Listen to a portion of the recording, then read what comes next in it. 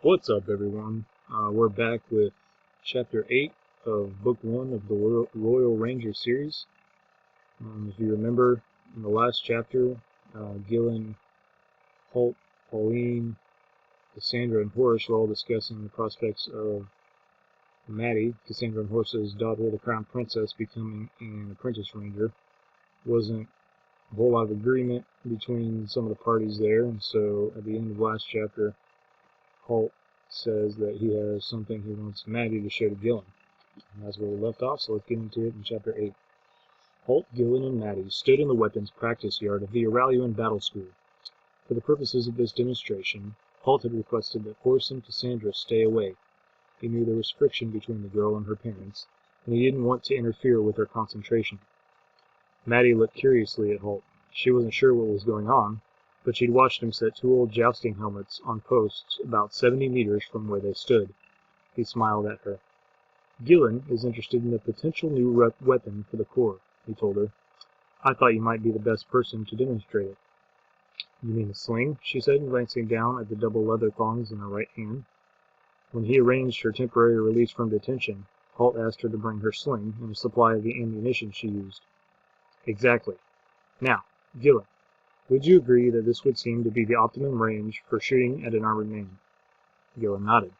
A longbow could shoot much farther than 75 meters, of course, but at this range it would still have the power and hitting force to send an arrow smashing through an enemy's steel helmet. And, if the shooter missed, there would still be time for another shot. Not that rangers often missed, if ever. "Then let's see you do it," Holt said to Gillen.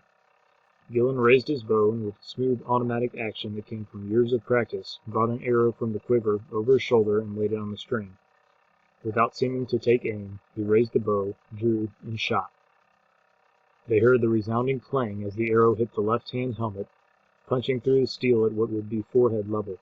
The helmet leapt and spun off the post, transfixed by the arrow, and rolled in the dust of the practice yard.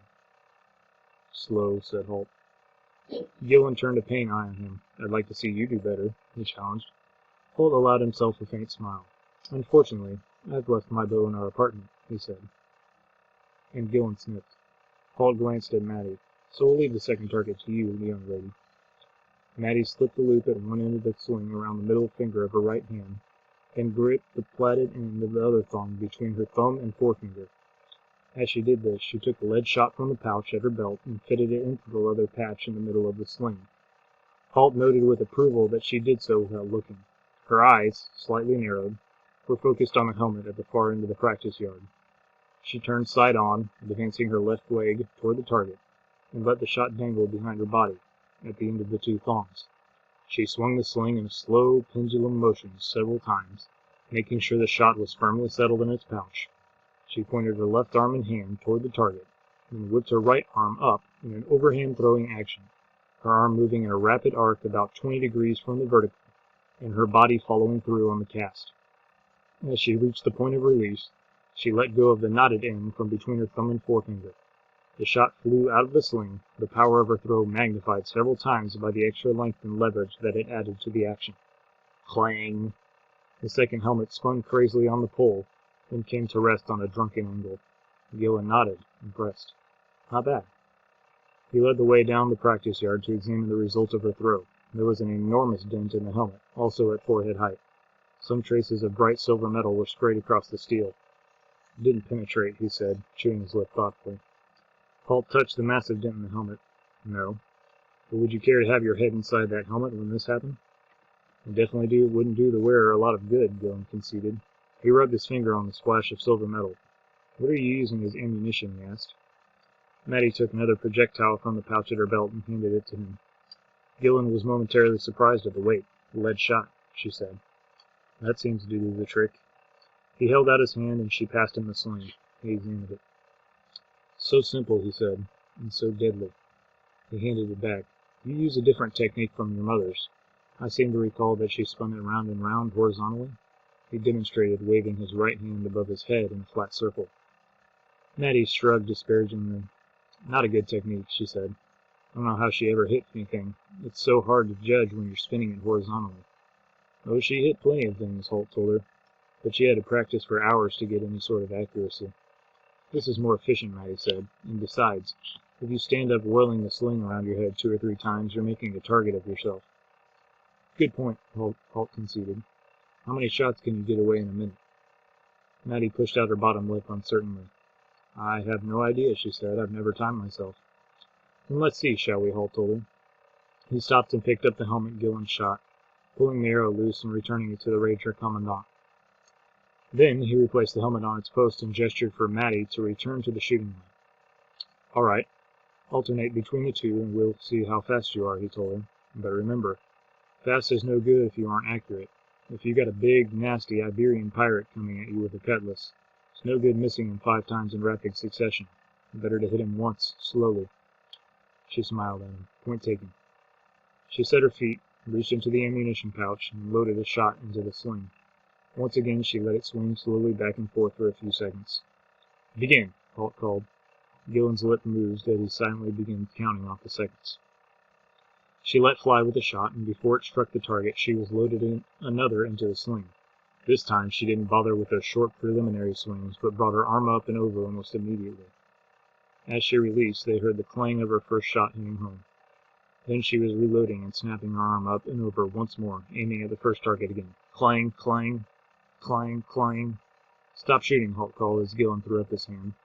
She had managed to get 6 shots away in the minute he had counted to himself, although the 4th projectile had missed its target. 5 out of 6, he commented thoughtfully. Not bad at all. Maddie turned and confronted the 2 Rangers, her feet set apart, her hands on her hips. Care to tell me what this is all about? She challenged, looking from one to the other. As Holt opened his mouth to reply, she waved a hand to stop him. Don't tell me some fairy tale about Gillen assessing the sling as a new weapon.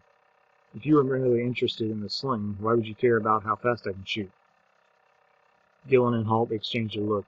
It wasn't wasted on Maddie, but neither said anything. It's pretty obvious that you're testing me, not the weapon. The question is why. Maybe that's something your parents should discuss with you, Holt said finally. Maddie sighed deeply. Mom and Dad? All they're interested in is keeping me cooped up. You know I'm confined to quarters for another week, don't you? A smile touched the corners of Holt's mouth. I'd heard some rumor to that effect. And, of course, there's no good reason why they've done that, is there?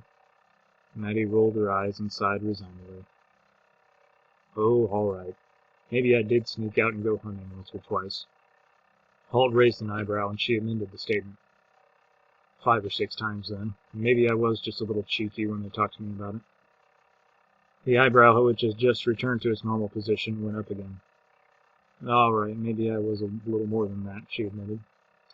They're only doing what they think is best for you, Maddie, Holt told her gently. She dropped her eyes and scuffed her boot and listened into the practice yard. I know, she said unhappily. But do they have to treat me like a princess all the time? Well, you are a princess, and you are priceless to them, Holt said. And to all of us, as a matter of fact. He liked Maddie. Over the years, they had formed a close bond. Gillen was aware of this. That's why he had decided to stay out of this discussion and leave it to Holt. In spite of herself, Maddie smiled faintly. You always managed to tie me up in knots. Holt took her hand. All I'm saying is that they care about you. They don't mean to be so overprotective, but it's hard for them to let go of the reins. They know it too. But believe me, they are trying, and they've had an idea. Which you won't tell me about? No, it's not up to me to do that. You should hear it from them. Maddie took a deep breath.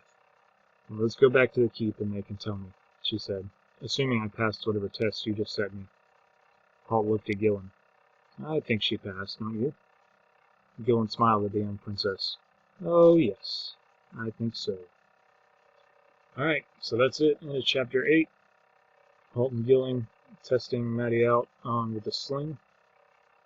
And now she's going to go talk to her parents and hear the results of that discussion, which they were having with the others in chapter 7. Alright, so that's it until chapter 9. Have a good one, and God bless.